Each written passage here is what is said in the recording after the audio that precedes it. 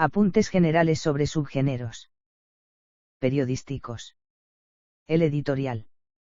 Entendemos como editorial, el editorial o la nota editorial, su significado es el de empresa editorial, a la opinión institucional vertida por un medio o programa.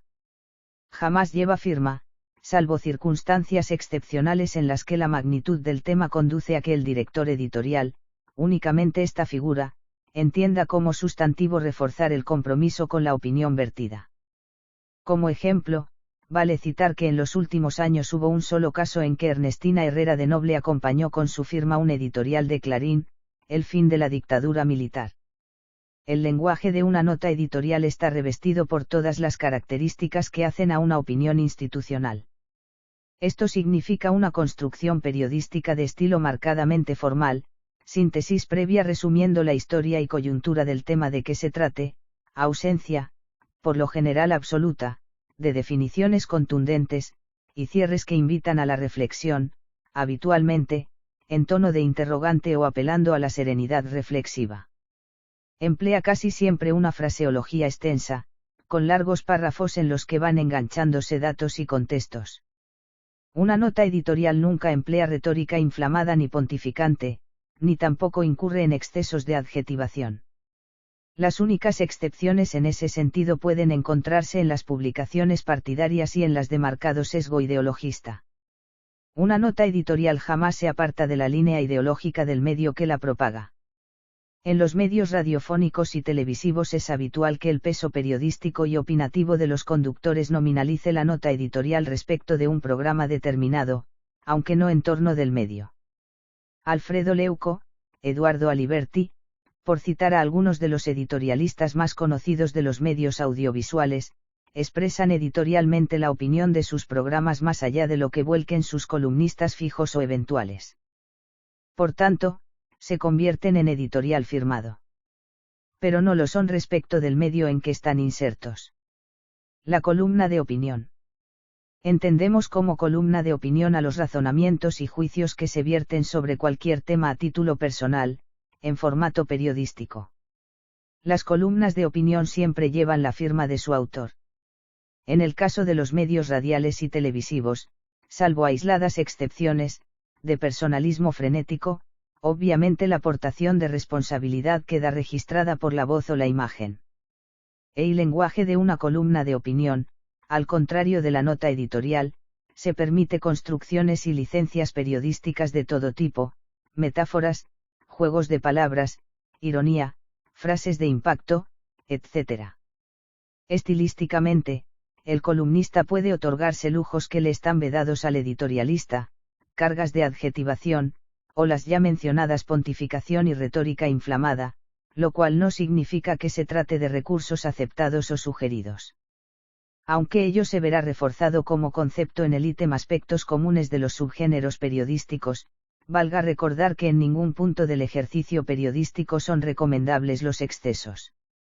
En línea con lo anterior, aunque al columnista le esté técnicamente permitido el uso de recursos de personalización, yo creo, a mí me parece, etc. Debe recordarse que el yoísmo, ya fuere tácita o explícitamente, es de alta inconveniencia, improvisación seca. Mucho más en los casos de medios audiovisuales, donde la voz o la imagen van acompañando las afirmaciones y, por tanto, resulta aún más innecesario que en los medios gráficos este tipo de recurso. Una columna de opinión, sí, puede apartarse de la línea ideológica del medio en que es propagada. Lo habitual, de todos modos, es que ello ocurra en el caso de los columnistas invitados por un medio o programa y no con quienes forman parte de su staff permanente. Es impensable, por ejemplo, que los principales columnistas de diarios puedan expresar una opinión contraria a la del medio. El comentario. Como surge de la propia acepción del término, entendemos como un comentario a un parlamento de tono coloquial, generalmente con estructura de relato, sobre el tema que fuere. Y tono coloquial, que se ofrece como su característica definitoria, marca dos aspectos sobresalientes del comentario. A. Es un subgénero periodístico eminentemente ligado a radio y televisión, y B. En tanto coloquio, significa amabilidad discursiva, también puede transitar por ella la columna de opinión, si así lo desea el columnista, pero en un comentario no hay la opción sino la obligatoriedad de ser afable como rasgo distintivo, en tanto se esté hablando de un comentario de tono profesional y no de improvisaciones de paso, tales como responder a una entrevista o emitir un mensaje. En línea con B, el comentario se permite apelar a la sensibilidad del oyente, además de los recursos de la columna de opinión, con frases de uso común, anecdotario, refranero popular, citas de experiencias personales y todo otro artilugio que, siempre con el cuidado de no incurrir en excesos, conduzca a los objetivos de relato y afabilidad. También en línea con lo anterior, el comentario es virtualmente el único subgénero periodístico en el que se considera natural, aunque no necesario y jamás de manera reiterada, el uso de algunas muletillas y yoísmo. Va de suyo que el comentario puede incluir opinión personal. La crónica. Entendemos por crónica a un relato informativo desprovisto de la opinión personal de quien lo escribe o emite. La crónica describe sucesos y lo hace en tono objetivado y lenguaje neutro, ya fuere que se trate de despachos escritos, radiales o televisivos. La crónica puede consistir en el mero relato de su autor, o bien incluir diferentes elementos periodísticos, entrevistas, completas, pasajes de, adelantos de, estadísticas, conferencias de prensa, testimonios, etc. La crónica debe ser breve, precisa y contundente.